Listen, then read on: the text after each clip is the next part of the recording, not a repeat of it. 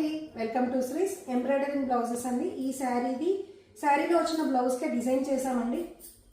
చూడండి, ఈ డిజైన్ తీసుకున్నాను. దీంట్లో వచ్చేసి శారీ కలర్ జరీ యూజ్ చేసాము. మధ్యలో కూడా ఈ ఫ్లవర్లో ఉన్న లైట్ పింక్ జరీని కూడా యూజ్ చేశానండి. చూడండి ఎంత బాగుందో. హ్యాండ్స్ ఇలా తీసుకున్నానండి. పైన వచ్చేసి చెక్స్ లాగా ఈ లీవ్స్ డిజైన్. ఓకే, డోరీ హ్యాంగింగ్ కూడా ఎంబ్రాయిడరింగ్లోనే డిజైన్ చేశాను.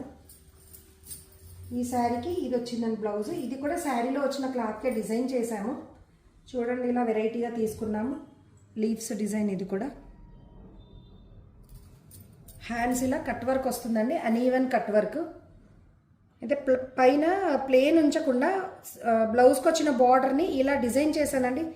చూడండి ఎంత బాగుందో వెరైటీగా. షోల్డర్ దగ్గర పఫ్లో బార్డర్ని కూర్చోబెట్టాను వెరైటీగా.